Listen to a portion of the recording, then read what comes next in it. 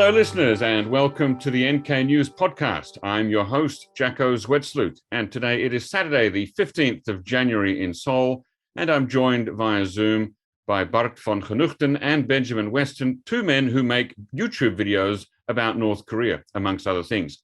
Before we get started, please leave a review of this podcast and also check out nknews.org and consider buying a subscription.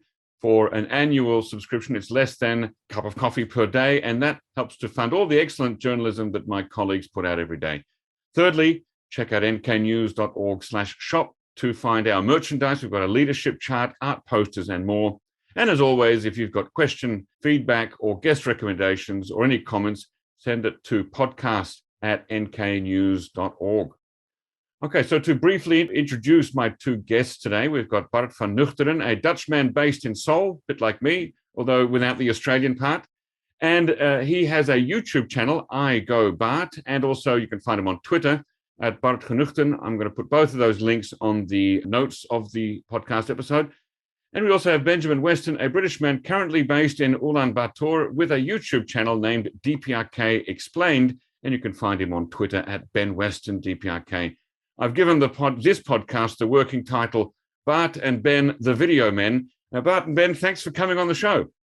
Thank you very much. Thank you very much. I love the title. Great. Well, we'll see if the managers decide to keep that.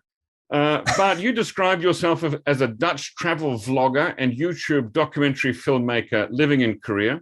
You currently have 114,000 subscribers and 194 videos. You've been doing this for 3 years. Tell us a little bit about how you started. Okay, well, with the channel or with the subject North Korea? Yeah, okay, well, start with the channel first, I guess, because that came first, didn't it? Oh, yeah. It's almost like 4 years ago. I was living in South Korea, trying to find a way to make a living. And at that time, I thought that YouTube would be a good opportunity to start a business. I didn't know what yet because I was living with my girlfriend in an oktapang, a rooftop home in Seoul.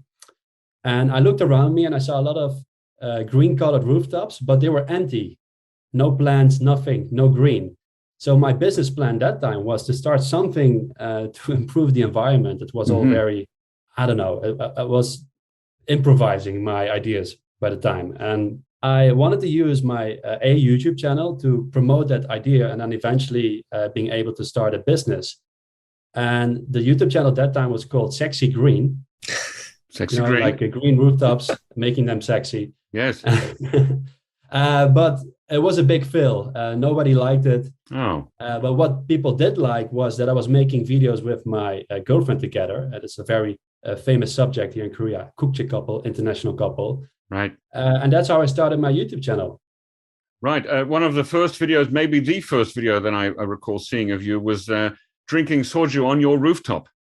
Oh, yeah. That was maybe a bit of a joke because Sexy Green, so it referred to the environment and green rooftops, but also to the green soju bottles that I really loved. There you go. Okay. So everything's green. The rooftops, the environment, and the soju bottles. It all works. And then how did you get into producing videos about North Korea? So back in the Netherlands, I studied human geography with a specialization in conflicts. And because of that study, I familiarized myself with all the conflicts around the world. And at that time, I also had a different South Korean girlfriend. And because of her, I became very interested in the conflict between North Korea and South Korea. So I binge watched all the documentaries and videos on Netflix and YouTube. And before I knew it, I was watching all the vloggers going to Pyongyang and other places in North Korea. And it was so fascinating to get a look inside a country that is so closed. And one day I was watching one of the vloggers who was relaxing in one of the parks in Pyongyang. And these North Korean children, they came up to him with water pistols, shooting water at them. And they were screaming, "Miguk Seki." And he was thinking, well, you know what it means, right? I'm not yes, sure. American bastard or son of a bitch. And he didn't speak Korean, so he thought he was having a fun interaction with North Korean children. Right. So for me, that was really funny to see because I could speak a little Korean. And that was the moment I decided for myself to go to North Korea. And with the little Korean that I could speak, maybe have, I don't know, better interactions, right? Except for thinking that Miguk Seki is a good thing. Right. You could be the So I Nederlander decided Seki to, or Hwaran Seki, because they do use the older word for the Netherlands in North Korea. Kwaranseki, that's right. Well, amazing that you know that. So yeah, I booked the New Year's Eve tour with Koryo Tours. I think Benjamin knows about it. Yes. Together with my father. So it was like a father and son experience in North Korea. I filmed as much as possible, came back to South Korea, and I created this complete North Korea documentary style series. At that time, my YouTube channel was very small. I didn't have any subscribers. But after a few weeks, after uploading that documentary series, my channel blew up. And that was so overwhelming. I didn't know what to do. I was a bit stressed out. I was nervous. There was a lot of controversy in the comments because you had people who really loved it and you had a lot of people who really hated it. Like with the biggest argument, me supporting the North Korean regime at that time. Right. Were they comments in the Korean language or in other languages? Mostly Korean viewers. Right. But the worst comments came from English-speaking people, surprisingly. So I ran away from the subject. I started to make a lot of other videos, more about the relationship between the Netherlands and Korea. Yeah. Then a year later, when I was in the Netherlands, I met a Dutch-Korean war veteran, and he wanted to share his story on my YouTube channel. And during his interview, I realized again that, no, I'm actually really interested in the conflict between the North and the South. So I should get back to that subject because that's where my passion is. And I slowly created more of a niche on my channel about North Korea, the Korean War, and sometimes a travel destination, a unique travel destination. Right. You have done a lot of videos about or with Dutch-Korean war veterans. I'm going to come back to that theme a little bit later in the interview. I want to turn now to Ben and find out how, well, before we get to the question, you've got at the moment, I think it's 13 videos. Is that right? I think so, yeah. On the YouTube, right. And you've just passed 8,000 subscribers, which is good because you've just started a year ago. So you're a little bit newer to the game than Bart is. How did you begin? Well, DPRK, North Korea has been a passion of mine for quite a long time going back. And so I can't really, people have always asked me to explain why, and I don't really have a specific reason. So it's always been a passion. And so in start of 2019, so actually just after Bart went in on his tour, is when I started working at Koryo Tours. And not too long after that, it became clear that a lot of my work was going to be in the marketing side of things. So that's sort of where it all originally comes from, is thinking of ways to promote visiting the DPRK.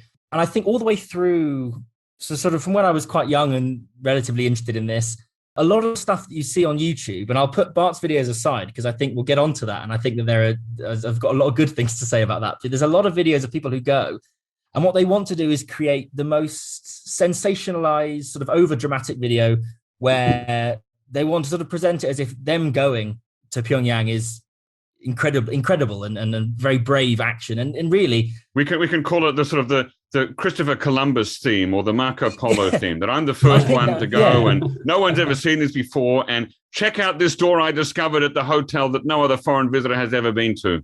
Yeah, I think there's definitely, and that's a very good way to put it, I think. And I think, I mean, it maybe undermines the argument slightly. There's 10 videos of I'm the first Westerner to go to this supermarket. But that sort of frustrated me. And then on the other side, a lot of the content is understandably about politics and sort of the more controversial topics. But I didn't see any of what I was interested in the DPRK, which is the culture and sort of the everyday. And to be honest, this is what I would say to people who came to the Koryo office before going on tour. That's often the most interesting stuff because it is a very unique culture in the way it's developed. And so having not seen a lot of that, that was something I was interested in developing. And then for Koryo, I mean, really, to be honest, where the channel started is I couldn't find a map of the Korean State Railway anywhere. All the information was there.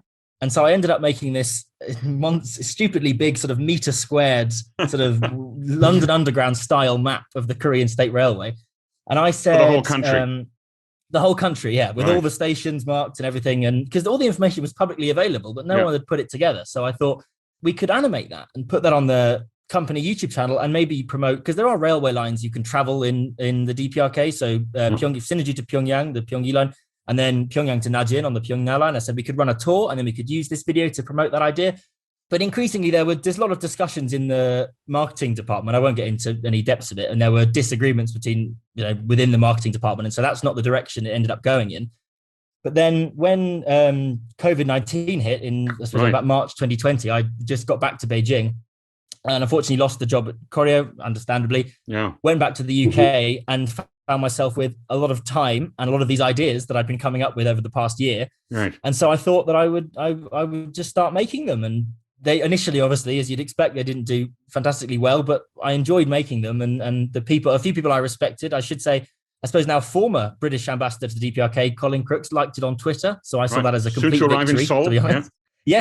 Yes, quite. So I saw that as a mark of success. And so I just carried on. And then it, like Bart said, I think I can't really pinpoint why it grew, but in about 2 months, went from sort of 400 subscribers to about 5,000. I don't really understand. It was a why very rapid. Or how. Yeah, I think that Twitter had a lot to do with it, perhaps, and Ambassador Crooks retweeting and liking your videos. I think that's how I became quite familiar with them, and that led then to a lot of retweeting and liking and stuff. So, yeah. I'm glad to know that worked. But your videos are amazing, so you definitely deserve the support of the algorithms on YouTube. Thank you very much. Yeah. Yeah, but Bart, I wanted to ask you, actually, you had a chance to look at some of Ben's videos. What do you think of them? How are they different from yours? I like to call myself a fan already. Before you approached me for this podcast, I was following his channel. It's very informative on a level that you don't find on any other channels. And that's what I like about it, because what I know, especially Dutch people, they don't know much about North Korea other than what the mainstream media shows them, which is, about the missiles, Kim Jong-un, and nothing else. So their image of North Korea and the North Korean people is very small, and about the country. So I think on Benjamin's channel, you can learn so much, and you can go very in depth into what there is in the country, more than just Pyongyang, and I find that very interesting. And he explains it very clearly, easy to understand, and his motion graphics are amazing. So, right, you're constantly wondering, how does he do this? The editing and the pictures, and where does he get the footage and the information from? And it answers, his channel answers a lot of questions, but a lot of new questions pop up about the editing and the information. Right. That's right. I remember, Ben, before I invited you on the podcast, we had a discussion over Twitter. I was prompted by one of your recent videos in which there's the Chilbok revolutionary site is mentioned. And I recognized it as the facade of the Chilbok Protestant church in Pyongyang. Yeah. And that led me to ask you whether you had produced a video on religious sites in North Korea, because that would be an interesting one. There's quite a bit that's available on that too. Ben, have you seen some of Bart's videos? Yes, sir. So, I mean, I have to say, this makes me feel bad now, but before this, I hadn't seen any of your videos. I think I'd seen the thumbnails though, because when I then went to search them out, I'd definitely seen them. So you're winning a war with the algorithm there, I think. Yeah. But I'll be honest and say, when I started, as I said before, because of the huge amount of, I'll say, rubbish that's put up about the kind of stuff, I was very pleasantly surprised watching your videos. I thought it was very easy to expect and anticipate a sort of incredibly over-sensationalized video about traveling. But I thought it was a fantastic look into what it genuinely is like to go on tour in the DPRK. You went at a great time to go in for New Year with the concert at the end of 2018. Yeah. It was a fantastic video. And I think that it's I suppose a good contrast between the two channels here is that some people like Bart have an amazing ability to get in front of a camera and make a really interesting video about what they're doing and the sort of the stuff they're seeing, and other people really don't. And I don't think that putting myself in front of a camera would make for a great video.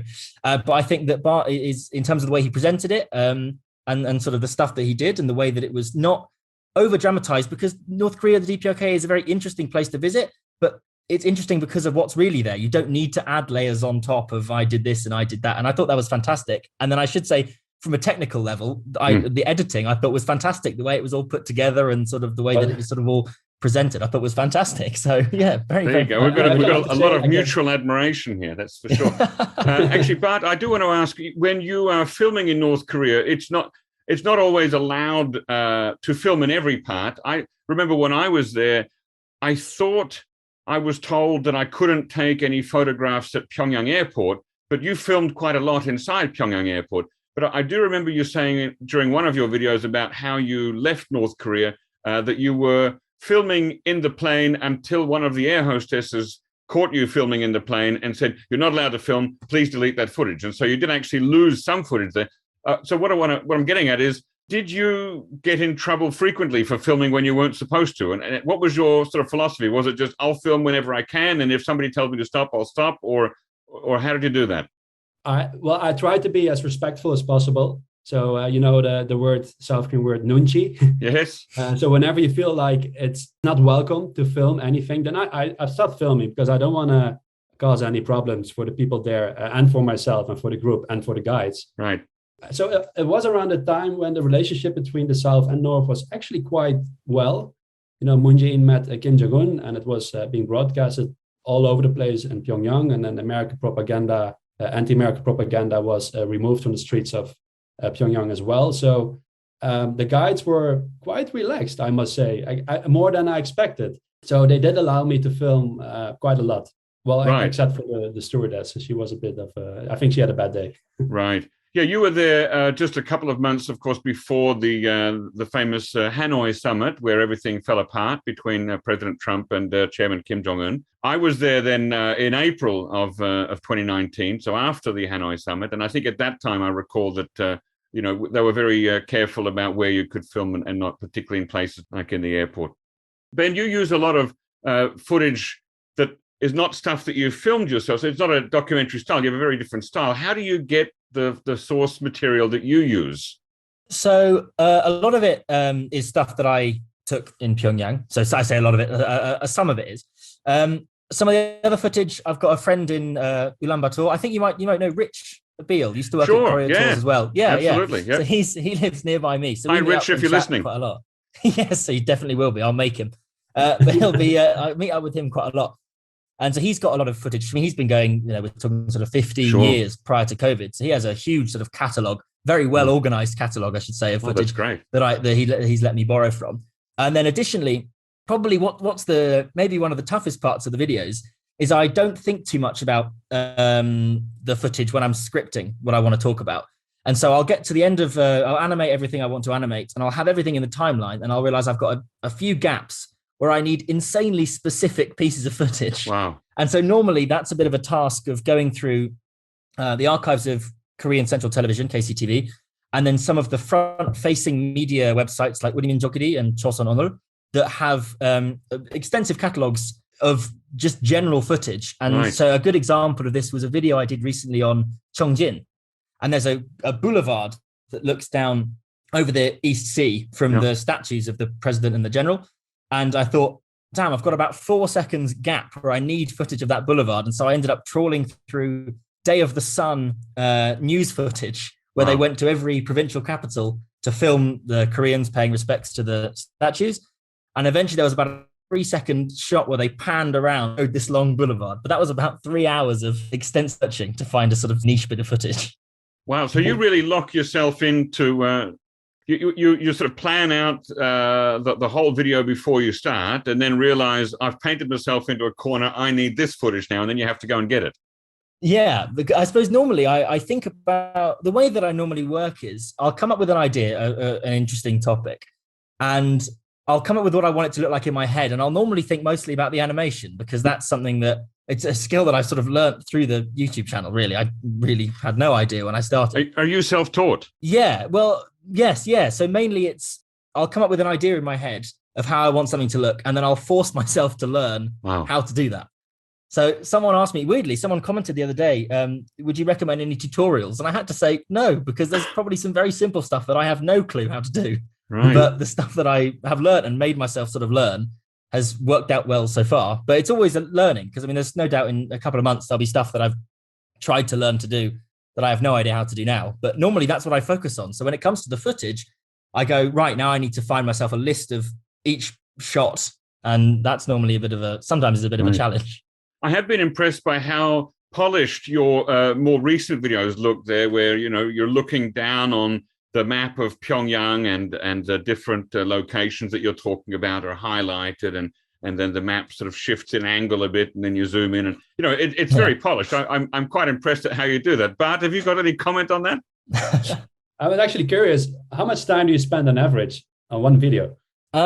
It varies, I think. I mean, normally at the moment, I'm trying to do it about every 3 or 4 weeks. And obviously that's not the only thing that I do, but it takes up a lot of time especially during the animation bit. But to be honest, it depends on the video. When I did the video on, it was a while ago now, on the money, the currency, Korean won.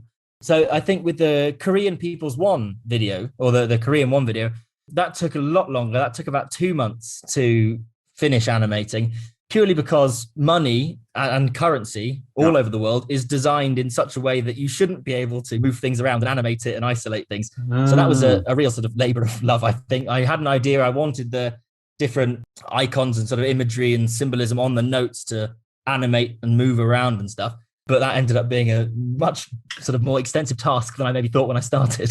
Yeah. I know. I remember when I was, 20 years ago, when I was still very much at the beginning phase of learning about North Korea, and I came across some of the North Korean one, but it was very hard to find images of other ones, like particularly the foreign exchange certificates, the ones with the red stamps on it. They were really hard to find. And I was also fascinated by the Pyongyang Metro, which you've made a great video on. And back in the early 2000s, when I knew nothing, I would have been the perfect audience for that. But now, of course, I've been on the Metro a few times. I feel like it's targets probably the kind of people who were where I was at 20 years ago. Yeah. I think there's a lot of people with a lot of questions. And I found when I went back to the UK, it's easy, I'm sure you'll agree, in any industry, if you're working with a lot of people who are passionate about the same topics you're passionate about, you can forget that actually the average person might not know a lot of stuff that you think is quite easy. And so, a lot of questions I got back in the UK were not, can you go into the conference buildings at the DMZ? They were more, so Korea is 2 countries, right? Not 1. Yeah. So I thought, okay, if that's the starting point, then there's people are interested and there's stuff that I can make and talk about. So... And Bart, with your videos, which are at least the ones that are filmed in North Korea, it's much more of a straight documentary narrative. So it doesn't look to me, the uninitiated observer, like there needs to be much planning. How do you plan out or map out your videos when you're making them? I always do a lot of research before I go somewhere, so make sure at least I got the facts right, when things started, what happened afterwards. So make sure that I know that I have some context in my head before I go somewhere. And while vlogging, I can use that information to say something to the camera. But other than that, I just see what happens. I don't really plan that much. And especially the trip to North Korea, it's a very organized trip. So you can just follow the schedule, right? Day 1, day 2, day 3. Right. And there you go. Day 1 is 1 video. Day 2 is 1 video. And like Benjamin said, many people don't know that much about North Korea, or maybe nothing. So just explaining, the name Pyongyang or the metro system and how much a ticket is, things like that. That's new information to a lot of people. So that for that video was enough. And tell us a bit about how you moved into focusing on Dutch war veterans who were in the Korean War, because that's got quite a personal connection to you because of a book that your grandfather put together, isn't it? Oh, yeah, that's right. So my grandfather, he passed away when I was quite young, and I never got the chance to talk about the war. I did have conversations with him, but now, when you're talking about the war, you mean World War II in the Netherlands, is that right? Exactly, the Second World War. Right. And but at that time, I wasn't really interested in the war or anything political, so we never talked about it. But he's been in a German camp for a long time, and he escaped twice. And he kept all the items that he had from that time. He kept it in the book, all the letters and all the information. And he wrote on a small note that it should be given to the grandchildren whenever they are old enough to understand what has happened.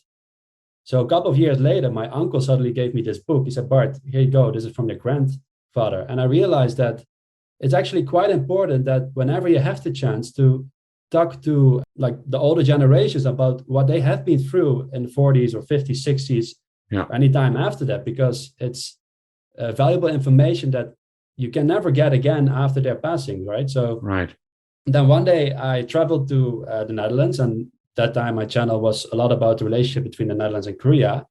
And the Netherlands also participated in the Korean War as part of the UN. One of my best friends, his grandfather, who at that time also already passed away, he fought in the Korean War. So I talked to my friend about it. We made a video and it got a lot of views. It's like, okay, there's a small opportunity here. His grandfather was friends with another veteran who was still living in my hometown. And he wanted to share his story on my channel. So I planned this interview, and that's where everything started. Both my interest in veterans, and also I kind of created an image of myself among the veterans in the Netherlands, that I'm a trustful YouTuber, right? To which they can share the story, because he lives in Korea, he's married to a South Korean, so he understands at least the context where they had been during the Korean War, the country. Because back in the Netherlands, they couldn't really share their stories with anyone for a long time, because the Korean War is known as the Forgotten War. Yeah. Nobody knows, well, hardly anyone knows about it. And most of the people are not interested in it. So for a long time, they've been very, they were not approached by anyone to talk about the war. So they kept it for themselves. Mm-hmm. And on my channel, I want to give them opportunity, if they want, to share their experience before it's too late. Yeah, exactly. Before it's too late. I've been lucky enough over the last 20 years or so to meet with some Australian and Dutch and British veterans of the Korean War. And you're right. I mean, they often really appreciate the chance to open up and tell about their experiences. And also, they've appreciated the chances. The Korean government's been very welcoming of returning veterans who come back after 50, 60 years. And for some of them, it's their first time back in Korea, for half a century. And yes. I remember, meeting some Australian veterans who said that they got off the ship in Busan, and it was just people living in ration boxes. I mean, Busan was a large part of Busan was a refugee city of people who had fled from Seoul and come down to Busan, and they were living in shacks or boxes or anything that they could find as shelter. And then they came back and found high-rise apartments and modern buildings and lots of glass and concrete and Wi-Fi, and it's a whole new world to them, isn't it? And I'm sure you've heard that a lot too from the veterans that you've met. Yeah, they were all happy to see that it had some result, right? Because they almost sacrificed their life here, and many of them didn't know what has happened to South Korea. Well, they hear it on the news, but they have never seen it with their own eyes. Right. So this revisit program, it's really good for them. Though one of the veterans I talked to a couple of weeks ago, after the revisit, he came back to the Netherlands and he had nightmares for 7 days straight. Wow. He was dreaming. So he woke up, but he thought he was still dreaming, but he wasn't. He was awake, and he saw a big hole next to his bed. So he couldn't get out of his bed because he thought it was, big hole going to the ground, and he would die if he stepped out of his bed. Gee. And he said that was one of the stories that he had from the Korean War. And he was experiencing everything over again. Wow. While being awake. And that was really shocking for me to hear. So still, luckily, he didn't regret going to Korea. But yeah, they have been through a lot of things. Yeah, and I'm just thinking it reminds me that there's not a lot of, or at least I haven't seen a lot of videos in English, interviews with North Korean or South Korean veterans of the war and what they've been through. Have you seen any? No, I haven't seen any. And I wrote it on my to-do list this morning. Yeah. I really want to talk to Chinese veterans. And Chinese veterans, of course, too, yes. Yeah, Right. I guess it's difficult to talk to North Korean veterans, but the Chinese veterans, yeah, definitely want to talk to them and get their side of the story. Also, one of the veterans, he told me that after the truce, he still had to stay near the DMZ. And there were Chinese soldiers, they were crawling through the barbed wire to get to them, and they joined together next to a fire, and they had rice together. They had a really good time. And then one of the Chinese soldiers said, they could speak English. He said that, if my general tells us that the peace is over, then I have to shoot you again. Gee. And they all laughed about it because for them, it was just a war. It is war. We have to kill each other. Right. But other than that, we don't have any hard feelings towards each other personally. That's what he said. And right. That was quite impressive to hear, because these days, people are very emotional about other people in other countries, even though they don't know each other. Mm. Yeah. And those men were in wartime, and still they didn't hate each other as much as we sometimes do today, right. Due to pandemic or other reasons, right? And there's a lot to learn from these men. Ben, have you, in your experiences in North Korea, have you met with North Korean war veterans? No. So I unfortunately only got the chance to go in once because sort of COVID sort of interrupted what was going to hopefully be a year of going a lot more often. Although what I will say is, while I was working at Koryo, there was a fantastic video made interviewing the one of the soldiers who captured the Pueblo in 1968. And I think it did relatively well, but I don't think it did as well as it should have. And I implore anyone to go and watch that, because that's a really good piece of very niche interview. And where's that available? Subtitled. I think it's still on the Koryo Tours YouTube channel. But that was a really good piece of sort of marketing. Well, not even marketing, just a piece of content. It was really interesting, I think. So I'd recommend. Isn't he still a guide on the boat? I believe so. Yeah, which is why I think again, I'm not to plug my good friend Rich too much, but I believe he was the one who conducted the interview, and it was easy to get a hold of him because he does live quite nearby, and it does guide on the Pueblo. So that's probably the closest. But I suppose the problem nowadays is it's getting too far away from the Korean War, as you get with any war, and the chance to speak to veterans is getting slimmer and slimmer as time goes on. But I hope that potentially, when things open up, it's definitely something that I'd be interested in looking into. Definitely. That's right. That generation definitely is passing away. But your number 2 most watched video, I did a bit of research before this, with 2.8 million views, is titled "We Surprised a 91-Year-Old Korean War Veteran with Korean Food." Right. 91. How's his health? How's he doing? He passed away a month after the interview. That was really sad. He had diabetes, so he couldn't walk. He was sitting in a wheelchair. This is actually the man from my hometown. Jan. And he was so happy with our visit. And my wife cooked nice Korean food. He had never tried Korean food before, because during the Korean War, they only ate the American rations, right? So never ever they tried Korean food besides kimchi. Right. So we made bulgogi for him. It was a really lovely day. He shared a story about the war. And then a month later, we got the news that he died because of the COVID-19. Oh, of COVID. Oh, gosh. Yes. That was really touching, because during this interview, you build such a deep bond with these men, because they open up about everything. And you just listen, and you get such a strong connection that was really, that was terrible news. What was it like for your wife, who is a South Korean, to meet these older Dutch men who fought in her country? How was the experience for her? Thankfulness. She never really thought before meeting me, actually, to meet a veteran. Right. It was only after I invited her, like, hey, would you like to join? Even though he doesn't speak English. I mean, body language, you can communicate a lot with body language. She was, I think, the happiest woman for a day after meeting him. Wow. She had the opportunity to say thank you in real life. And I notice on my channel that many Koreans, they just want to say thank you, but they have no way for them to get in contact with veterans in the Netherlands or Ethiopia or any of the other countries, Turkey, that have participated in the war. Yeah. So I gave my wife an opportunity or platform to do so. And that was a really emotional moment. Right. Yeah, obviously, for understandable reasons, it's the emotions of many South Koreans toward UN veterans would be very different to the emotions of North Korean people to those same veterans, I'm guessing. Gosh. One of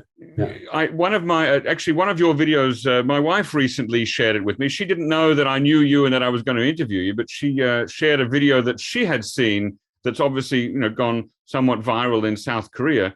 It had about 850,000 views when I looked at it, which was where you actually brought gifts from South Korea to the Netherlands to some of the veterans, gifts that had been bought here in South Korea by people who wanted to thank them. Mm-hmm. What kind of gifts did you bring them, and how did they react when they received them? So I was there doing the revisit, and I found that the revisit was very formal. Every day, they have official meetings, they meet government officials. Right. And they hear thank you, but the veterans told me, like, hey, Bart, we appreciate it and everything, but we don't feel that this is personal, that we don't think, or we don't know whether the South Koreans really feel thankful towards us other than the officials. Right. So it's like, okay, they do. So I organized opportunity for my subscribers to send in letters, but instead they sent me a lot of handmade gifts. I think one guy, he sculptured the face out of clay and he put it in a frame with some nice words underneath it. Another person, the face of the veteran. The face of the veterans, yeah. Right. So I had to send in a picture, and then he sculptured out of clay a really nice, real-looking face. Wow. Others, they drew paintings. Others, they made like wooden cups, soju cups with the name carved in it. And another person, he made the Korean autograph stamp. Right, the Torjan. Yeah. Yeah, so they made a personal autograph stamp for each of the veterans. Wow. And it was amazing to see how much effort people put in making something for the veterans. Yeah. And I was a lucky person to deliver it to them. That's right. That is very fortunate. Gosh. Ben, your most popular video so far has been Air Koryo Explained. I surprised somewhat. I didn't know that there were that many people curious about the North Korean airlines. It's had 154,000 views. Tell us why you think that one's really taken off. What's caught the public's imagination about Air Koryo? I think that it's one of these things that's in the public consciousness a lot more than, say, some of the other topics. So what I've found really through sort of all of the videos so far, the ones that people have heard a little bit about tend to do quite well. So Air Koryo, I think people have heard all this stuff about, is it the worst airline in the world, the one-star airline? And, that's, there's no real metric for measuring that, but I would argue that's just not accurate. And so I think that sort of drew people's interest. And so it gave me the chance to talk a bit about the history. Because for me, looking at Air Koryo, the history of sort of the airline, the way it grew from sort of in the aftermath of the division of Korea, and then sort of the way that it was associated with the Soviet Union and then split off on its own. I thought that was quite an interesting topic to cover. And then people don't realize, I think, either that it does fly to more international destinations than they might think, or that it doesn't fly to as might have thought. I think there was people understand, sort of think one of two different ways on that. I think it did well, though, to be honest, because that sort of was about the time, probably a video or so later, where the channel sort of suddenly grew quite exponentially. I suppose that the railway video, the Air Koryo video, and the video on the Pyongyang Metro, which I think has the similar kind of pull of people who've heard a little bit about it. Yeah. But obviously on all of these topics, maybe not so much the railway, there's a lot of information that is blatantly not true. I mean, with the metro, the big one, I still get a few comments about it. I thought you could only visit two stations. I thought that there were these two grandiose stations, Puhung and Yonggwang, that were allowed to visit, and the other ones were just small, tiny rubbish stations. And that's been, that was disproven a long time ago when they opened up the whole network to tourism. Was that ever there's true? Still the odd comment of people. I don't think so. I think it's just the way that, at least from my experience, the way that the DPRK always seemed to work was, it wasn't a question of what can't you see, but what can you see? So they said, we're going to open up the metro to tourism at some point a long time ago. And they said, we'll open up Puhung and Yonggwang because they're very central. They're very beautiful. I mean, they're amazing stations. I believe technically, I'm not sure. This is something I couldn't find out about. They're part of the Cholima line, one of the two lines of the metro. But I believe technically that section is part of a subsection called the Mangyongdae line that runs from Yonggwang to Puhung. So I believe it was easy enough to say, we'll let tourists on that. But then obviously, naturally, as I said before, when people want to create a story, if your trip consists of a trip between two metro stations, it's easy enough to go, well, why weren't they showing the rest of it? And I think that obviously once it opened, there's no sign when you look at the other metro stations, they're all built around the same time and they all incorporate the same architecture. There's nothing to suggest that in a 2-year period, they sporadically suddenly built 50 however many stations of beautiful architecture. So I think that's nice to disprove, because people still believe that. And so it's nice to say that's not true. Were they built with a double function as a bomb shelter? Well, I mean, I suppose that's up for debate, isn't it? I mean, they are very deep and there are some hefty looking metal doors down there. But I suppose the Pyongyang Metro was built around the time, obviously, of the Soviet Union. And during that kind of time, public transport networks and sort of that kind of thing were very symbolic and very important in communist socialist countries, because it's embodying the idea of collectively, this is a system for everyone to move around the city, as opposed to in the West, use of cars and personal transport. And so I think that was sort of the main drive behind it. Although that being said, I mean, if you were building a metro network, there's nothing to say you wouldn't incorporate something like that. In the same way, I remember living in Seoul, the metro stations have the sort of dual function, and then there's that little red sign letting you know that it's also a bomb shelter. I do, but they're nowhere near as deep as the ones in Pyongyang. That's true. I remember thinking on the escalators, that I was very afraid of falling over, and sliding all the way down. Or what if the thing stopped and you had to walk all the way up? It's a very, very long way up. Yeah. I mean, and that's part of the interest, I think, and why it's always and will always be, I think, in tourism, something that people want on their itinerary, because it's talked about a lot. And when there is all this, is it built for this second purpose? Is it not? It just adds to the mystique about it. And perhaps why that video did relatively well as well. And I know I'm going down the rabbit hole of not talking about the videos as much as talking about the metro, which is not what I want to do. But I do have one more question for you: is do tourists on the metro buy the same kind of ticket as locals do? So as far as I understand, I don't believe so. I believe that's organised through our partners, KITC, but that's to do more with the part of the job that I would have got into had I been able to stay longer. Yeah. But unfortunately, wasn't quite my area. So I think that's a question for the people who are working in the tourism industry at the moment. I can't answer that with any degree of certainty. All right. But what do you want your audience to know about North Korea? Anything else than what the mainstream media in the Netherlands or in Korea shows them, that there's so much more: the culture, food, music, people's interests, hobbies. But I guess my channel focused mainly on anything related to North Korea outside of North Korea. Right. So, for example, the submarine that was captured, I made a documentary in which I cycled along the DMZ from west to east. I'm going to Yongpyong next week, the islands. I do a lot of interviews with people who lived in North Korea, or I talk to the defectors, the escapees living here in South Korea. Just trying to get information anywhere I can. Yeah. And now looking back myself at the first series I made on North Korea, I'm just so not satisfied with the quality anymore. The way I do the voiceover, the way I do the editing, I was such a newbie at that time. Right. Didn't know much. And it was the first ever big thing ever that I produced. Yeah. So anything I can find on North Korea, but not in North Korea, I will make videos about. Right. And now you're going to be working with NK News on producing videos, or you've already started, haven't you? You've made some fun videos with Chad, like how to make a phone call to North Korea. Tell us a little bit about that. Okay. So the goal is with NK News YouTube channel is to make something more serious out of it. They have a lot of amazing articles that they want me to translate into a video. Right. And by doing that, I think I come closer to the field of Benjamin, just behind the desk, trying to animate, from beginning to the end, every second, every minute. So I really feel the pain of Benjamin in finding the right footage for that one gap that you have, because you have to fill every second with something to visualize what you are saying. Yep. And the style that I have on Barts is going somewhere and use the environment to visualize and express my story. But this time I cannot do it for NK News. So I'm learning a lot of things along the way, but I'm getting a lot of inspiration from DPRK Explained. There you go.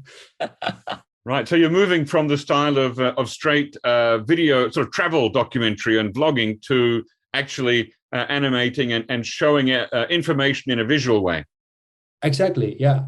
But luckily I have access to an amazing database with footage from over 10 years visits to North Korea and North Korea TV. So there's a lot of good stuff to work with.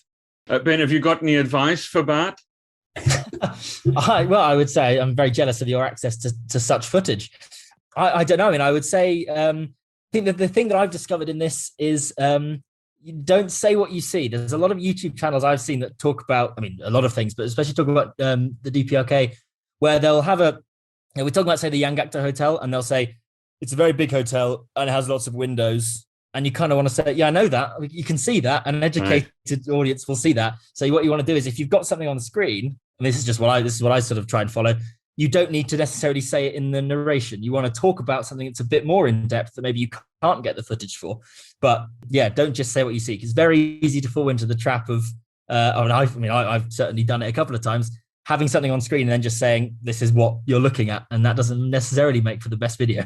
Right. This is a map of Pyongyang. A river runs through the middle of it. It's called the Taedonggang, and it's labeled the Taedonggang. For example. Not that you did that, but that's what somebody could do. No, exactly. It's that kind of thing to avoid, that's right. That the narrative exposition doesn't need to match the visual showing so much. That's a good tip, actually. Yeah. Ben, do you get requests from other people? I mean, I know I mentioned earlier that I thought you should do one on religious sites in North Korea. Do you get requests from other people say, why don't you do one on this? What's the most popular thing that people ask for and explain a video on? I suppose a lot of it really does vary. I mean, I do get a lot of, I say at the end of the videos to keep suggestions rolling in, because I do like, sometimes someone will suggest something that I completely hadn't thought of. I suppose some of the most popular requests are to do with the military and things that it's not really what the channel's about. And so I usually do say, I said, it's a very interesting topic, but it's not quite where the channel's aimed, because there's a lot of stuff out there already about those kind of topics. Right. And to be honest, it's these things where we don't fully understand the mechanisms of how all this stuff works. And so I can't then claim in any kind of authoritative position to explain these topics, because I can't in good faith really understand them. And so, but that's probably the most common, although occasionally there are some topics that come up, like the video I released probably a week ago on the mass games. I really enjoyed that one. I watched it last night. Thank you very much. That hadn't really crossed my mind until someone suggested it. And I said, well, I could look into it. And it's got an incredible history going back sort of through the Soviet Union into Europe and all that. And then Arirang, because a lot of people conflate the mass games in general with the Arirang mass games. And so essentially there are, through KCTV, full recordings of that. There's a few of them from different periods of time. And so I thought, well, I'll just explain the sort of the theory and sort of what's the storytelling behind that, because it is, when you understand it, it adds another level to the incredible display of sort of watching mass gymnastics. But then if you understand, okay, this is representative of this and this, it sort of adds another level. And people seem to respond to that quite well, I thought. Yeah. Yeah. And Bart, do you get requests to make videos about certain things? I think not as much as Benjamin, because my channel is a little bit all over the place. Right. But I'm asking my subscribers myself, like, hey, guys and girls, please, if you want me to go somewhere, just let me know and I will consider it. Yeah. In Benjamin's case, I was thinking, I would imagine that you'd probably get a lot of requests for a video about the pyramid-shaped Ryogyong Hotel in Pyongyang that never opened up. Am I right? Yeah. Do you get a lot of requests for that? I got a lot on that in the aftermath of the hotels video I did. Yeah. There were two kinds of comments I got on that video. I got one, sort of a smaller group of people who didn't want to, who were very surprised that there were more than one hotel in Pyongyang, and sort of to say these are the sort of 10 most popular. I got a lot of that, and I got a lot of people asking about, why didn't you mention the Ryogyong? The argument I used then was, I don't have a lot of information about it. It's not open. But that being said, it's on what I like to call my whiteboard of ideas. It's on there because increasingly, the more I've been sort of slowly looking into it, I found quite a lot of information that I could potentially piece together into a video.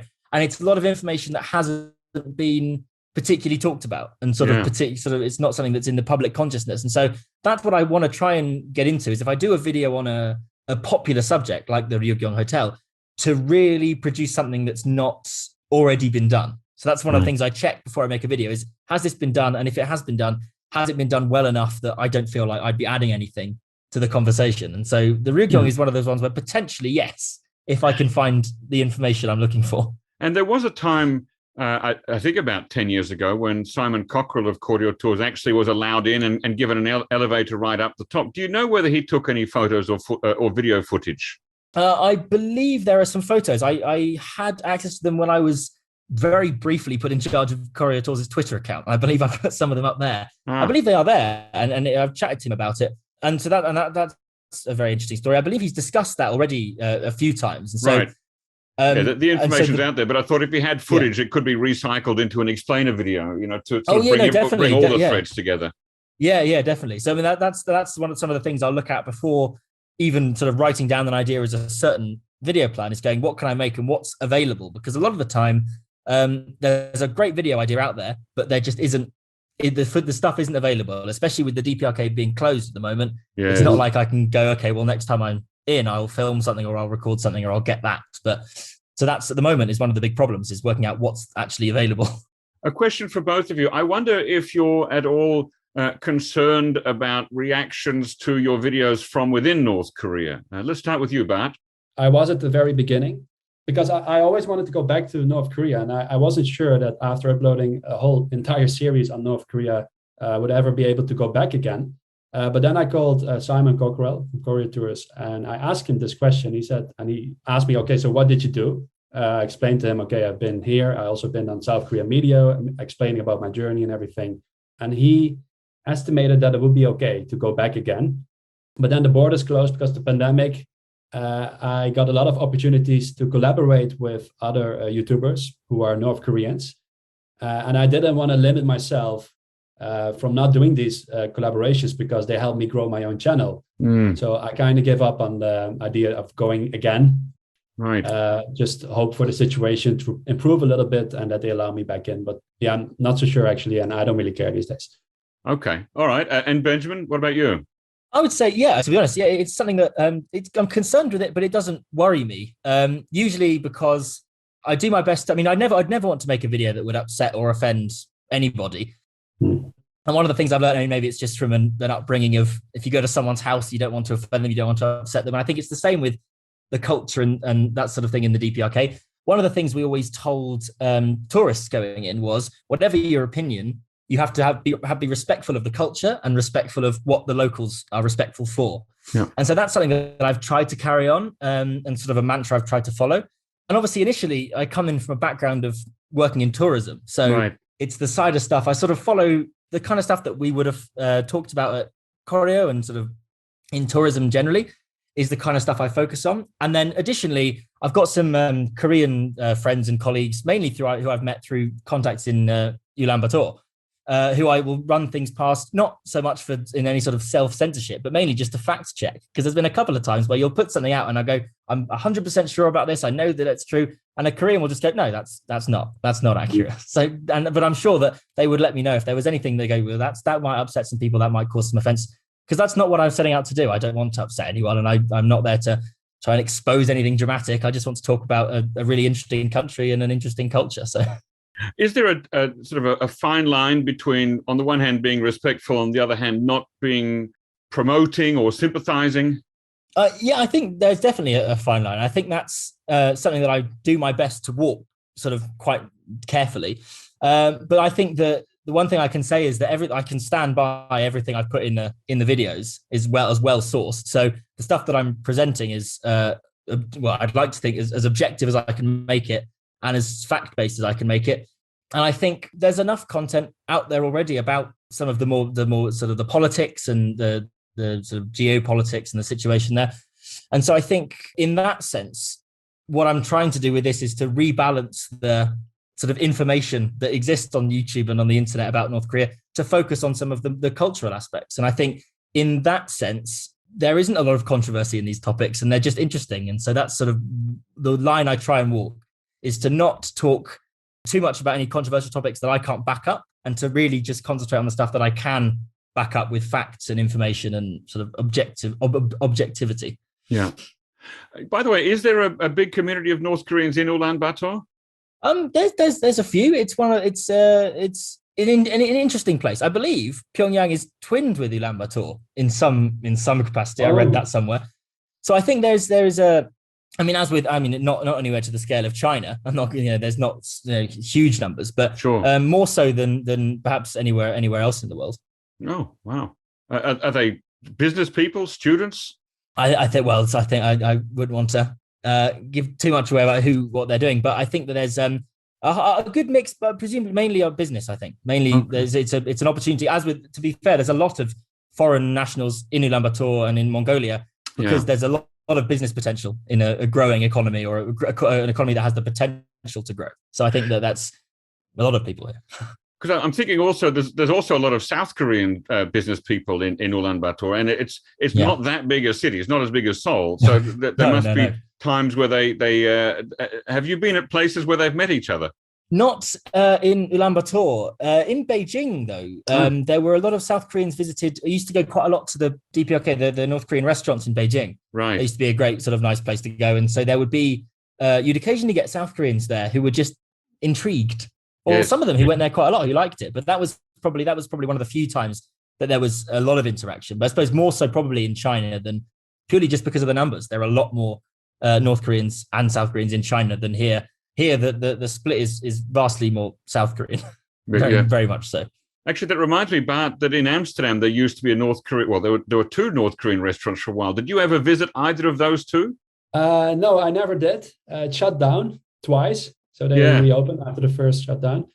And I believe there were actual North Koreans working in there, and the Dutch businessmen. Right. The first time it was, I never went to either of them, but the first time it was opened by two Dutch businessmen, and they brought over a whole crew. So something like, I want to say, 9 waitresses / dancers and singers, and 2 chefs who worked in the kitchen. And then that restaurant was shut within a year, I believe. And then about a year later, and this is interesting, a South Korean father and son opened the second restaurant with the same crew. So they simply brought the waitresses and the chefs over from the first restaurant and opened it again. And then that was shut within a year. And probably that whole crew of North Koreans has gone back since then, because that was quite a while ago. Very interesting. I know that the last veteran I talked to, he visited there with a South Korean pin on his chest. Oh, gosh. Like, how was that received? They didn't respond to it. They didn't say anything. Right. Gee. So, that was a small story. Because, too bad I couldn't visit myself. It would have been interesting. Is there anything that you two would like to ask each other before we wrap up? Oh, I can think of a few. I think initially, I suppose, so you were obviously visited in 2018, 2019, just before, so it would have been just before I started working at Koryo Tours. And what was your opinion of the DPRK on that trip? Because that would have been, I would have loved to go at that kind of time, and I never really managed it. But what was your opinion of being in Pyongyang over the New Year? Oh, I think Pyongyang was nice, but my favorite place was Sariwon. Oh, yeah. Because there was a moment, the guys, they were just kind of let us free, and it was really cold, and the lake was frozen. So I walked on the lake. I got the opportunity to talk and interact with a lot of people. But overall, I was just happy to experience that North Koreans, whether they are the elite or part of the top, also are just people. I know the tour is very organized, and there's not much freedom to do whatever you want to do. There are still opportunities to interact with people along the way, as long as you're respectful and don't try to push it, right? Talk about politics and the leadership. So there's a small framework within you can actually experience a really nice, humane interaction with North Koreans, and that's what I loved about the trip. Oh, brilliant! That sounds very nice. And so actually, I have a question, because I saw on Twitter that you made a really nice map of North Korea. Oh, yeah. The map of the administrative subdivisions of the different counties and special administrative cities and things like that. That was a nice map to see, Benjamin. Thank you very much. Yeah. Did that take you a while? I don't know if you're selling it or the rights, or if I ever am allowed to use it with referring to your channel on my channel. No, honestly, use it. I mean, I the only reason I made it was it was sort of mid-afternoon. I didn't have anything else to do, and I was just looking up random things, and the map that was on Wikipedia at the time was outdated and really difficult to read. And I thought I could probably knock something together that looked sort of a bit nicer and was a bit more up to date. And a couple of days later, I'd managed to create something that I thought looked quite cool. But the rights-wise, I just put it on Wikipedia. It's free to use. It was more sort of for the public consciousness, because I thought if that information is available, but it's not been put anywhere, and so I thought I'd be the one to do it, I suppose. So are you planning to become a full-time YouTuber, or? Right, that's something. Let me interrupt there. So, Bart, you've made this your living now, haven't you? You are a full-time YouTuber. Yes, exactly. I'm a full-time YouTuber. Yeah. And Ben, would you like to do the same? I don't think so. I mean, it's not something that I'm looking to get into particularly full-time. With there's a few sort of projects that I'm working on with the Koreans and in Korea. That's sort of a few irons in the fire at the moment. So hopefully, when things get going again and the border reopens, I can start working on some of those projects. So for the time being, it's a really nice thing to spend a lot of time doing. And I want to carry it on. But in terms of trying to make it a full-time sort of career, it's not something it's particularly on the radar at the moment, I'll say. But is it stressful, as stressful as Benjamin thinks it might be? And how actually did you manage to achieve it? How did you go full-time and say, well, I don't need a full-time job now. This is my full-time job.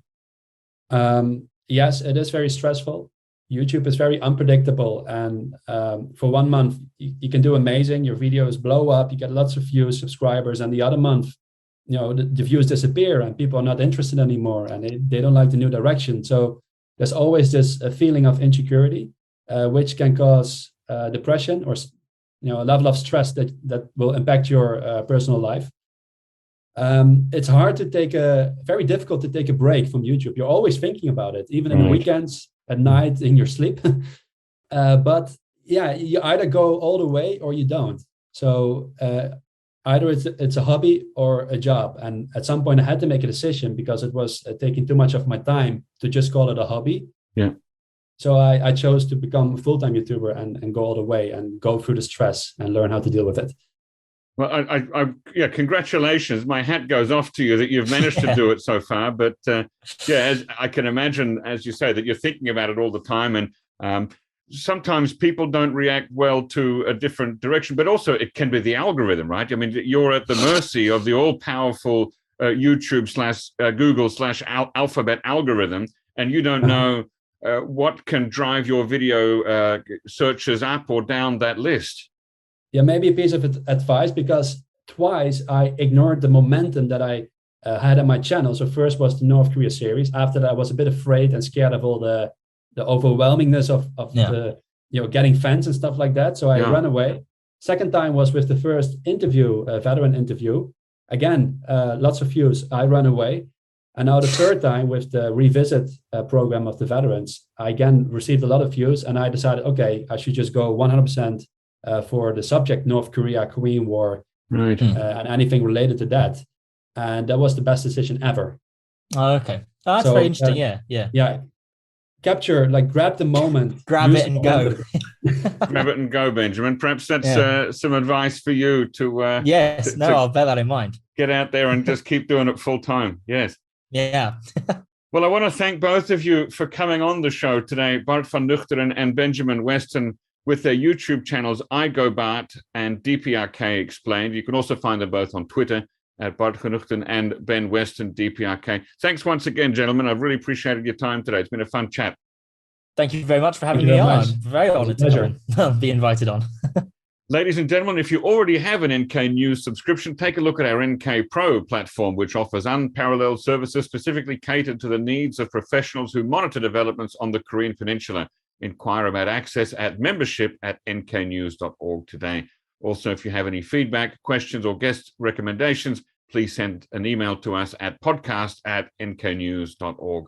Our thanks, as always, go to Arius Dare and Brian Betts for facilitating this podcast, and to Gabby Magnuson, our post-recording producer genius. Thanks, and listen again next time.